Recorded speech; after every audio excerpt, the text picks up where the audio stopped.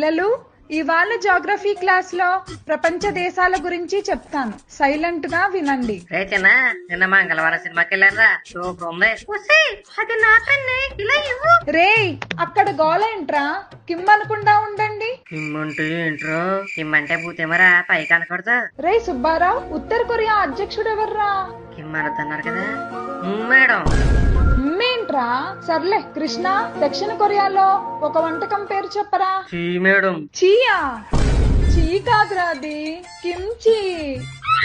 ఒరే, బెంచ్ కింద ఏం చేస్తున్నావురా? పెన్న క్యాప్ దాపడింది మేడం, కనిపించట్లే. దాపడిందా? ఏం మాట్లాడుతున్నారా మీరు?